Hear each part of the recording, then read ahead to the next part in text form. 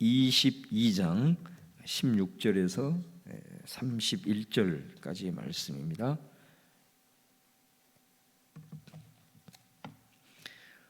우리 합독하겠습니다. 출애굽기 22장 16절에서 31절입니다. 시작. 사람이 약혼하지 아니한 처녀를 꾀어 동침하였으면 납폐금을 주고 아내를 삼을 것이요, 만일 처녀의 아버지가 딸을 그에게 주기를 거절하면 그는 처녀에게 납폐금으로 돈을 낼지니라. 너는 무당을 살려두지 말라. 짐승과 행음하는 자는 반드시 죽일지니라. 여호와 외에 다른 신에게 제사를 드리는 자는 멸할지니라. 너는 이방 나그네를 압제하지 말며 그들을 학대하지 말라. 너희도 애굽 땅에서 나그네였음이라. 너는 과부나 고아를 해롭게 하지 말라. 내가 만일 그들을 해롭게 함으로 그들이 내게 부르짖으면 내가 반드시 그 부르짖음을 들으리라. 나의 노가 맹렬함으로 내가 칼로 너희를 죽이리니 너희는 아내는 과부가 되고 너희 자녀는 고아가 되리라. 내가 만일 너와 함께한 내 백성 중에서 가난한 자에게 돈을 구워주면 너는 그에게 채권자같이 하지 말며 이자를 받지 말 것이며, 내가 만일 이웃의 옷을 전당 잡거든 해가 지기 전에 그에게 돌려보내라. 그것이 유일한 옷이라. 그것이 그의 알몸을 가릴 옷인즉 그가 무엇을 입고 자겠느냐. 그가 내게 부르짖으면 내가 들으리니 나는 자비로운 자임이니라. 너는 재판장을 모독하지 말며 백성의 지도자를 저주하지 말지니라. 너는 내가 추수한 것과 내가 짜낸 즙을 바치기를 더디하지 말지며 내 처음 난 아들들을 내게 줄지며 내 소와 양도 그와 같이 하되 이레 동안 어미와 함께 있게 하다가 8해 만에 내게 줄지니라. 너희는 내게 거룩한 사람이 될지니 들에서 짐승에게 찢긴 동물의 고기를 먹지 말고 그것을 개에게 던질지니라. 아멘. 오늘 말씀은 여러 가지 권면이 있는데 크게 두 가지 흐름으로 오늘 말씀을 전개하고 있는 것을 볼 수 있습니다. 먼저 처음에 나온 내용이 사람이 약혼한 처녀를 꾀어 동침하였으면 납폐금을 주고 아내로 삼을 것이다, 이렇게 말씀한. 여기 납폐금은 이제 고대 사회에서 결혼을 할 때는 반드시 남자가 신부 가정에게 지참금을 주게 되어 있습니다. 이건 어떻게 보면 요즘 사회에 있어서는 좀 바람직하지 않는데 지금도 이슬람 지역이나 그런 아프리카 이런 지역에는 이런 일이 있습니다. 그러니까 여성의 인권이 그만큼 존중받지 못하고 있다라고 하는 그런 부분이라고 이제 할 수가 있겠죠. 그래서 돈이 많은 사람들은 지금도 그런 사회에서는 일부 다처제로 많은 아내를 거느리는 이런 참 비인도적인 그런 제도들이 여전히 지금 많은 곳에서 행사되고 있는 것을 이제 볼 수가 있습니다.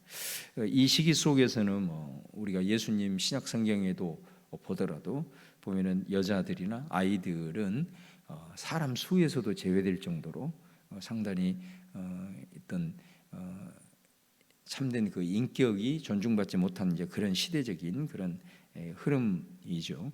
자, 이제 그런 상황에서 이제 처녀를 꾀었다. 그러니까 이게 단순한 어떤 우리가 요즘 용어로 좀 강력한 용어로 표현하는 강간 그런 것은 아닌 것 같고요. 꾀어서 동침했기 때문에 그 어떤 여자에 대한 책임도 어느 정도는 있겠죠.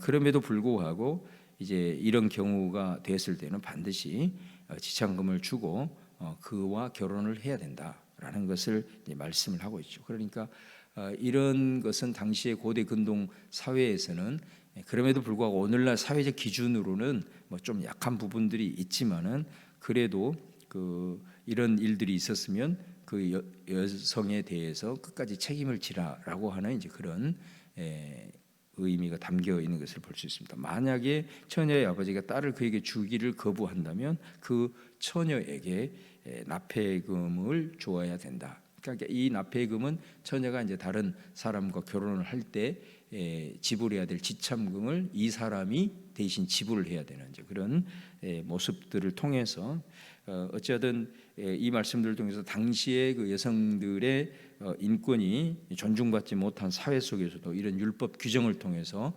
그래도 여성들에 대한 상당한 그 부분들을 이렇게 보호해주는 이제 그런 말씀이라고 할 수가 있겠습니다. 그 다음에 18절 이하에 보면은 세 가지가 나옵니다.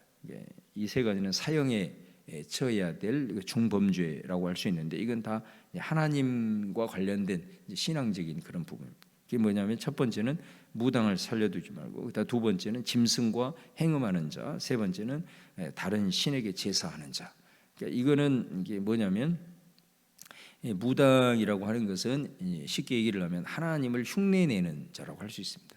그러니까 이 마귀가 항상 이렇게 사람들을 미혹하는 전략 중에 하나가 뭐냐면 하나님을 흉내내는 일을 합니다. 그러니까 이 무당이 그 짓을 하는 거죠. 귀신의 힘을 입어서 하나님처럼 마치 자기가 무슨 전능자도 아닌데, 그래서 하나님 흉내내는 이런 자, 이건 절대 가만히 두어서는 안 된다. 또 짐승과 행음한다. 이거는 하나님께서 정상적으로 우리에게 주신 창조의 질서가 있는 거죠. 그 하나님의 창조의 질서를 이렇게 근본적으로 깨뜨리는 것에 대해서는 절대 용납해서는 안 된다라는 부분이고, 그 다음에 다른 신에게 제사하는 자는 이제 우상 숭배하는 거예요. 그러니까 이 세 가지는 어떻게 보면 많은 그런 범죄함들 중에서도 이렇게 하나님의 뜻과 하나님의 그 질서를 근본적으로 깨뜨리려고 하는 것에 대한 강력한 처벌 규정이라고 이제 할 수가 있죠. 그리고 다시 또 돌아옵니다. 처음에는 당시의 인권을 존중받지 못했던 여성들의 인권에 대한 보호를 말씀했다면, 이번에는 또 가장 당시의 사회적 약자 세 그룹을 얘기하라 그러면 나그네와 고아와 과부 이렇게 말할 수 있습니다.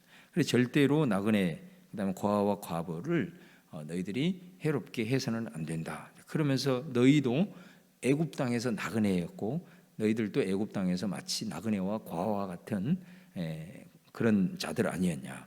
그래서 그곳에서 너희들이 얼마나 내게 부르짖었냐. 내가 그 부르짖음, 그 고통받는 나그네와 같은 삶, 또 마치 부모 없이 억울하게 내게 부르짖으면서 고통스럽게 울부짖었던 그걸 내가 듣고 결국은 모세를 세워서 너희들을 출애굽을 시키지 않았냐. 애굽 땅에서의 너희의 삶이 바로 이런 삶이었다라는 거예요. 그래서 내가 너희들의 부르짖음을 듣고 너희들에게 해방을 주고 또 너희들을 구원을 해냈지 않았냐.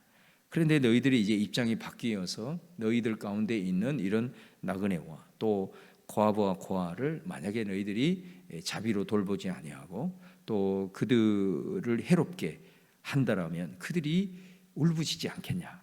그들이 부르짖을 때는 어떻게 한다는 거죠? 내가 너희를 애굽처럼 여기겠다 그런 말이죠. 내가 이제는 너희들 애굽처럼 여기겠다. 그 애굽을 애굽처럼 여긴다는 게 뭐예요? 애굽을 파기 위해서 하나님께서 10가지 재앙을 들어서 그들을 파했던 것처럼 나의 노가 맹렬해서 내가 칼로 이제는 너희들을 죽일 것이다. 그래서 그 사회적인 약자들이 억울함에 울부짖는 것을 내가 들을 것이니 너희들은 과거에 너희들이 그런 삶이었음을 생각하고 너희 가운데 거하고 있는 이 사회적 약자들에 대해서 너희들이 반드시 자비와 또 긍휼을 베풀면서 살아가라. 그렇게 말합니다. 또 25절 이하에 보면 또 이렇게 말합니다. 너희와 함께한 내 백성. 그러니까 이거는 유대인들에게는 형제주. 자기 유대인들은 특별히 그 혈족에 대한 중요성을 인식하기 때문에 백성을 단순히 이렇게 형제로 이렇게 여기는 거죠. 그러니까 율법의 규정에는 이제 자기 형제들, 다시 말하면 이스라엘의 한 그 피를 갖고 있는 백성들에 대해서는 돈을 구워줄 때 그 이자를 받지 말라라고 하는 율법 규정이 있습니다. 오늘 이 말씀도 그렇지만 신명기 같은 데도 좀 더 구체적으로 나와 있지요. 구워줄 때 절대로 형제들에게는 이자를 받지 말아라. 만약에 어떤 사람이 급하게 하기 위해서 옷을 전당을 잡거든 해가 지기 전에 돌려줘라. 그런 걸 뭐겠어요? 그게 그 옷은 겉옷으로서 이불이 되기도 하고 또 뭐 여러 가지 그것이 식탁 보로도 쓰이기도 하고 그것이 없으면 그들이 무엇으로 그 알몸을 가리겠느냐 이런 표현을 하면서 형제에 대한 그 자비를 행할 것에 대한 강조를 이제 하고 있는 것을 볼 수 있습니다. 자, 그러면서 다시 28절에서는 이제 하나님을 향하여 또 메시지를 전하고 있습니다. 그 첫 번째가 뭐냐면 재판장을 모독하지 말고 백성의 지도자를 저주하지 말아라. 이거는 이제 하나님이 세우신 질서죠. 하나님이 권위를 부여해서 너희들에게 세운 지도자들에 대해서 함부로 이렇게 험담하거나 저주하거나 하는 것은 굉장히 하나님이 기뻐하지 않는다라는 거 말씀을 하고 있고, 그 다음에 29절에서는 마지막 부분까지는 첫 것을 하나님께 드려라, 그것을 말씀하고 있습니다. 추수한 것, 짜낸 것, 또 난 아들 처음, 아들은 죽일 수 없어서 이제 속죄의 금으로 또 하나님 앞에 구별해서 드리죠. 또 소, 양, 짐승 모든 첫 것은 내 것이니 하나님께 드려라. 그러니까 이거는 무엇을 의미하면 첫 것은 항상 가장 귀한 것. 그러니까 이건 뭐냐면 우리의 모든 삶의 우선순위가 하나님이 돼야 된다라는 이제 그런 메시지라고 할 수가 있습니다. 자, 오늘 이렇게 말씀이 왔다 갔다 하는 것 같지만은 이게 전체적으로 한 부분으로 이렇게 보면 두 가지의 흐름이 있습니다. 하나는 하나님에 대한 그 권면의 말씀이 있죠. 그것은 뭐냐면 하나님 흉내내지 말고, 또 하나님 질서 깨뜨리지 말고, 그리고 하나님 중심으로, 하나님 우선순위로 살아가라라고 하는 이제 큰 하나의 메시지가 있습니다. 그 다음에 또 하나는 뭐냐면 사람에 대한 겁니다.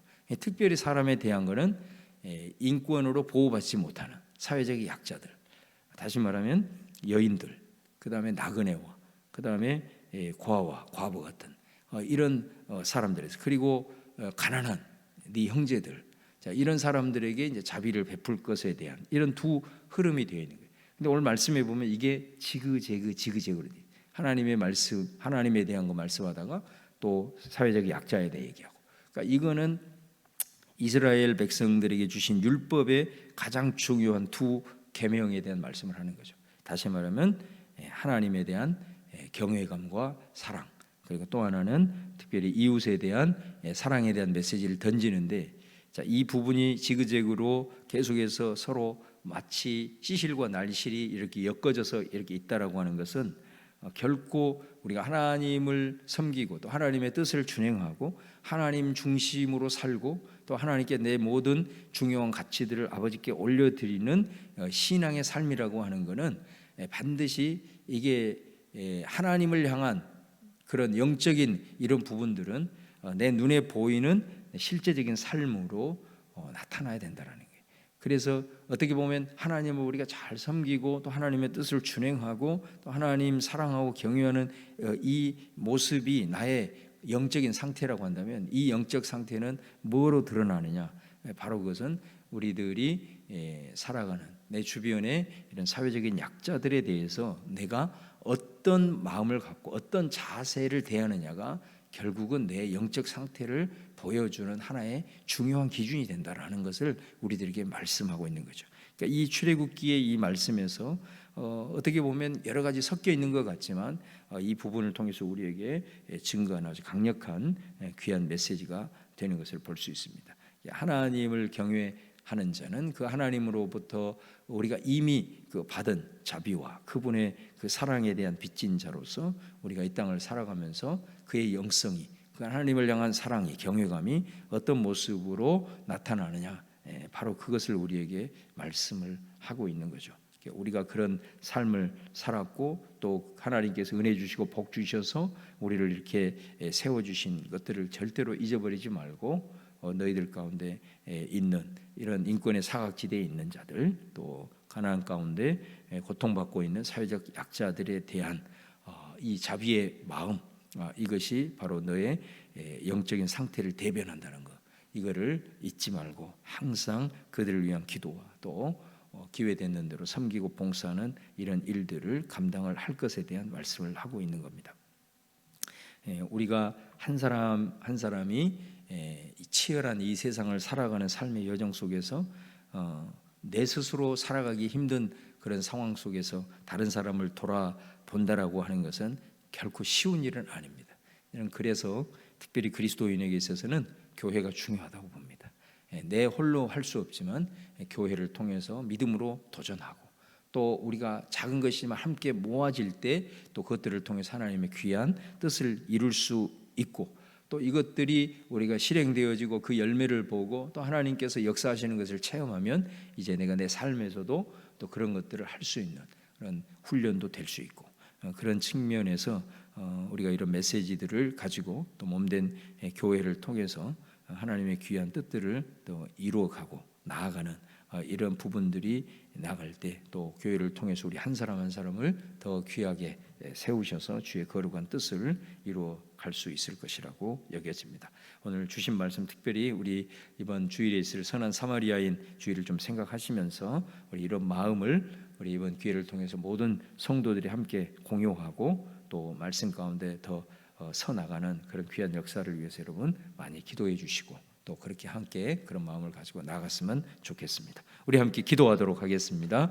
오늘 또 주신 말씀 생각하면서 특별히 뭐 다른 멀리 갈 게 아니고 먼저 우리 교회 안에서 우리는 따뜻한 말 한마디 또 격려와 그런 또 중보 기도와 특별히 연약한 이들을 위해서 늘 우리가 좀 돌아보고 그들에 대해서 이런 마음을 품고 함께 나아가는 그런 믿음의 공동체로 좀 설 수 있도록 그래서 이 사랑이 충만하여 또 열방을 향하여 세상을 향하여 지역을 향하여 흘러갈 수 있도록 오늘 말씀 붙들고 하나님 경외하는 모습과 이것이 사회적 약자들을 섬기는 자비의 모습으로 내 영적 상태가 대변된다라고 하는 오늘 말씀을 기억하면서 우리 같이 한번 중보하도록 하겠습니다. 우리 같이 주여 한번 부르고 통성으로 같이 기도합니다. 주여 할렐루야. 아버지 하나님 감사합니다. 오늘도 아버지께서 저희들 이 새벽을 깨우게 하시고 또 새벽에 아버지 하나님이 우리들에게 주의 말씀 들려주셔서 아버지 하나님 우리 영적인 양식을 삼게 하시고 또한 아버지 하나님 말씀 품고 함께 기도하며 아버지 기도 제목 찾고 또한 아버지 하나님의 약속으로 품고 아버지 의탁하며 나가게 하심을 감사합니다. 아버지께서 오늘 주신 말씀 기억하며 우리 한 사람 한 사람이 이 거룩한 아버지의 마음을 품고 날마다 주님 경외함이 우리 안에 일어나게 하시고 무엇보다도 그 경외함이 정말로 우리 주변에 연약한 이들을 위한 우리들의 마음이 전달되어지고 또 우리들의 늘 기도와 또한 아버지의 섬김과 봉사가 아름답게 이루어질 수 있도록 주께서 인도하여 주시기를 바랍니다. 오늘 지금 이 순간에도 우리 아버지 하나님의 기도가 필요한 많은 약한 우리 사랑하는 형제 자매들이 있습니다. 그들을 위해서 오늘 이 시간 주님 기도합니다. 함께 하시고 날마다 긍휼히 여기는 불쌍히 여기는 그런 마음으로 아버지 하나님의 살아갈 수 있도록 주여 인도하여 주시기를 바랍니다. 우리 이 공동체를 통해서 수많은 사람들이 또 아버지 하나님 이곳에서 참된 쉼과 안식과 희망을 얻을 수 있도록 도우시고 뿐만 아니라 우리가 아버지 하나님의 세상 속으로 또한 들어가 그 속에서 그리스도의 사랑을 흘려주는 귀한 축복의 통로되고 하나님께서 함께 하시고 이 교회를 주님 친히 주의 성령으로 인도하여 주시기를 바랍니다. 아버지께서 도와주시고 아버지께서 은혜 주셔서 이 세상의 나은혜처럼 사랑하는 성도들의 그 아버지 하나님의 힘든 여정 속에서도 주여 은혜 주셔서 넉넉히 아버지 하나님의 정말 승리하며 세상과 구별된 아버지의 백성으로서 살아갈 수 있도록 주님께서 인도하여 주옵소서. 할렐루야. 오늘도 아버지께 모든 것 올려드립니다.